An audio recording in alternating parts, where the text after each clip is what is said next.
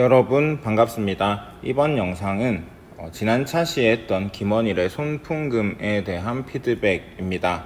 여러분들이 이제 질문했던 어휘라든가 그리고 내용적인 부분 그리고 주었던 의견들 한번 정리하도록 하겠습니다. 네, 선생님이 여러분들이 조금 힘들 것 같은 단어들은 미리 학습지에 적어놨습니다. 해서 복역하다, 작고하다, 점철되다.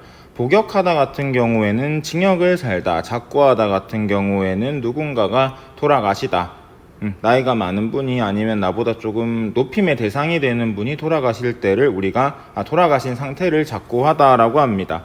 하고 여기 봉창이라는 말을 쌤이 많이 쓰긴 하는데 막혀있는 창을 봉창이라고 해요. 막혀있는 창. 이미지 검색해 보시면 뭔지 확실하게 눈에 들어오겠지요. 하고 이제 양주라는 표현을 쌤도 처음 봤는데 부부를 일컫는 표현이라고 합니다. 그리고 호국, 호적상의 집의 수요와 식구 수를 의미하는 거지 등쳐먹기 좋은 사람이란 뜻은 아니고요. 시국은 이제 국제 정세나 대세 분위기를 일컫는 말입니다. 신원 이런 것도 좀 알아두면 좋을 것 같습니다. 열심히 단어를 공부하도록 합시다. 이건 여러분들이 물어본 단어들이에요. 여러분들이 물어본 단어이고요.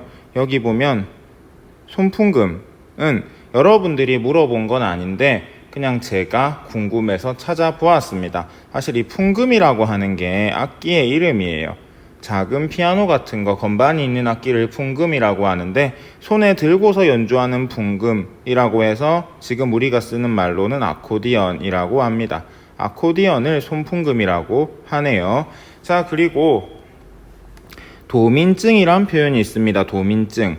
그래서 이 도민증 같은 경우도 한국전쟁 직후에 발급되었던 신분증이라고 하네요. 신분증명서, 신분증이라고 하는데 이거의 목적이 국내의 반국가적 행위자를 색출하고 어쩌고 저쩌고 되어 있는데 결국에 얘도 배경을 드러내는 것이라고 보시면 되겠습니다.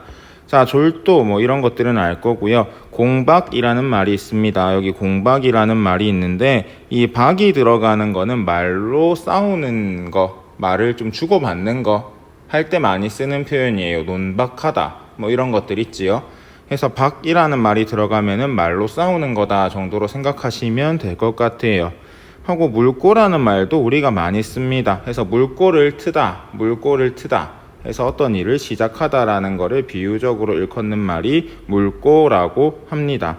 자, 그리고 여기 보면은 사파 형식이라는 말이 있습니다. 사파 형식이라는 말이 있는데 이 사파 형식은 일단 사파 자체가 어떤 이야기나 사건의 줄거리에 끼인 짤막한 토막 이야기를 의미합니다. 그래서 이런 사파가 끼어 있다라는 거는 이제 전개 중에 중간중간에 이야기들이 삽입된 형식이라는 의미이고요. 이 삽입된 짤막한 이야기들은 등장인물의 성격이나 특성을 제시하거나 아니면 내용 전체 개연성에 전체 줄거리의 개연성을 확보한다든가 그런 역할을 하고 있습니다. 괴리라는 표현을 내가 선택지에서 많이 쓰는 표현이에요. 서로 어그러져 동떨어짐이란 뜻인데 완전히 사이가 먼 거, 좀 거리가 먼 거 그런 거를 우리가 괴리라고 합니다. 소식을 전갈이라고 하고요. 스콜피오는 아닙니다. 하고 중손골이라고 되어 있는데 앞에 거는 안 보셔도 되는데 골이라는 말이 들어가 있으면 이게 뭐다? 지역이구나. 어떤 마을을 일컫는 말이구나. 여러분들이 확인하시면 됩니다. 열심히 단어를 공부합시다. 네, 여러분들이 주었던 피드백인데 일단 좀 되게 상대적인 피드백이 있어요. 수업이 예전인데 미안합니다. 예전보다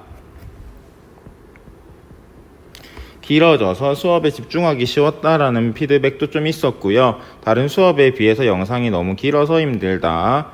수업이 학교에서보다 긴데 어떻게 된 일인지 해명 부탁드립니다. 라는 게 있는데 이제 수업이 긴 건 여러분들이 그 복습 영상 같은 거는 힘들면 넘어가도 괜찮아요. 어차피 했던 말 또 하는 거고 뭐 그런 거니까. 근데 여러분들이 좀 공부했으면 좋겠어서 선택적으로 공부하라고 많이 차려놓은 겁니다. 일단 뷔페 같은 거라고 생각을 하면 되고요. 뭐 중요한 거는 수업 시간에 다 얘기를 합니다. 시험과 관련이라든지 수행평가라든지 이런 중요한 내용은 다 이제 수업 시간에 안내가 되는데 보충 설명격으로 있는 거니까. 그리고 오늘 만약에 다 못 보더라도 나중에 시험 공부할 때 한 번쯤 보면 도움이 될 것 같은 영상들을 많이 만들어 놓았습니다. 일단 내 목표는 여러분들 편하게 공부시키는 게 아니고 그냥 공부시키는 거예요. 여러분들 앞으로 웃으면서 대학 갈 때 좀 행복했으면 좋겠습니다. 학교 생활은 좀 힘들면 어쩔 수 없죠. 공부는 원래 힘든 거니까.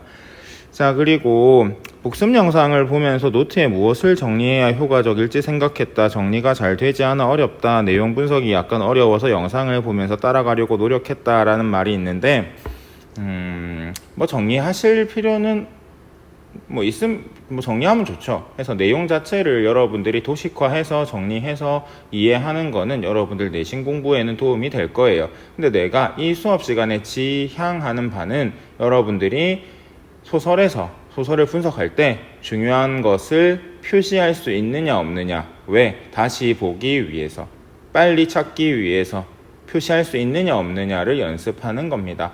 그래서 내용 정리도 정리지만 여러분들이 여기 한번 보세요. 서술자의 서술 방식, 인물의 내면, 뭐 소설 분석, 뭐 이런 피드백들 여러분들이 엄청 공통적으로 줬거든요. 이 피드백이 제일 많았어요. 이런 것들 표시하는 연습을 게을리하지 않았으면 좋겠어요. 한 번 했다고 끝이 아니고 여러 번 반복하는 게 좋습니다. 밑에 보면은 많이 읽는 게 도움이 된다라는 피드백도 있었거든요. 그러니까 많이 읽으세요. 많이 읽으셔야 합니다. 하고 서술상 특징의 효과로 나오는 말의 뜻을 알아둬야겠다. 그렇죠? 네, 얘기할 겁니다. 계속 얘기할 거예요. 계속 얘기할 거고요.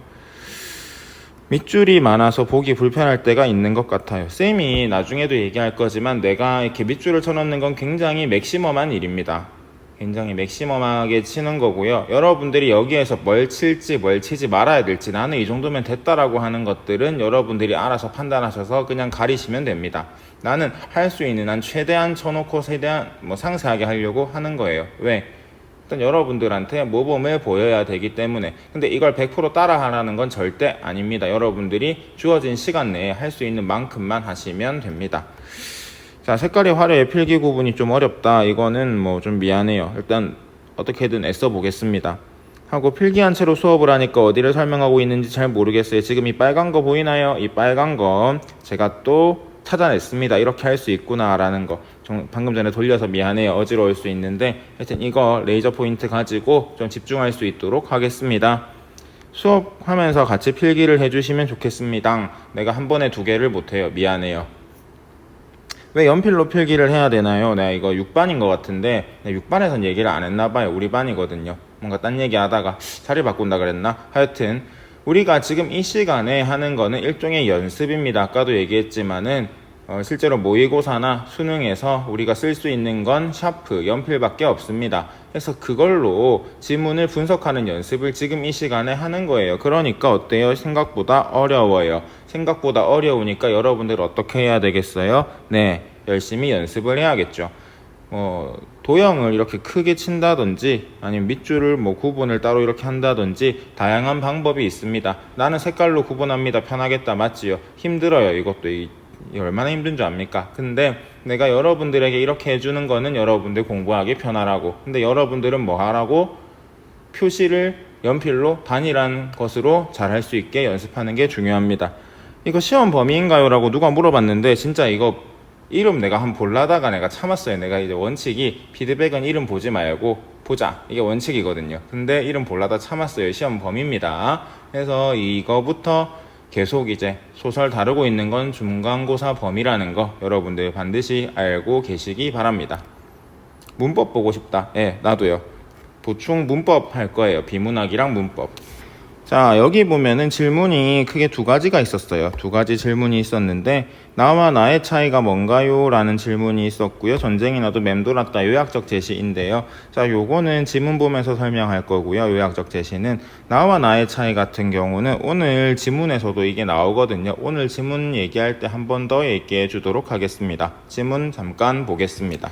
쌤이 생각을 해보니까 맴돌았다까지를 요약적 제시라고 했는데 여기가 대화잖아요. 이 부분이 대화거든요. 그래서 이 부분은 빼고 전쟁이 나도부터 없었다까지를 요약적 제시로 하는 게 좀 맞는 것 같아요. 미안해요. 필기를 고치게 해서. 어쨌든 요약적 제시가 나온다라는 게 중요합니다. 시험 문제에서요, 뭐 기역부터 니은, 디귿, 리을, 미음이라고 제시해놓고 밑줄 쳐놓고 설명하는 거 문제 아니면 굵게 표시해놓고 그 문장을 언급하는 거 아니면은 그냥 이 전체에서 뭐가 있다 없다 정도만 구분해도 문제 푸는 데는 전혀 지장이 없습니다. 디테일하게 보는 연습을 하는 건 중요하긴 한데 그렇게까지의 디테일은 문제에서도 요구하지 않아요. 양심이 있지. 자, 근데 중간고사는 모르겠어요. 해서 전쟁이 나도부터 없었다까지 요약적 제시인데 우리가 주로 요약적 제시는 상황이나 뭐랄까요? 어떤 사건의 전개를 소설의 전개를 요약적으로 제시한다라고 합니다. 해서 그리고 우리가 지금 직접 제시와 간접 제시 쌤이 이렇게 표시해 놓은 부분이 등장인물, 나, 서술자의 속마음이 직접 언급되어 있는 부분인데 직접 제시는 등장인물의 성격, 생각, 감정, 정서 등 보이지 않는 것을 전달할 때 직접 제시, 간접 제시란 말을 써요. 그러니까 요약적 제시 이꼴 뭐 직접 제시다.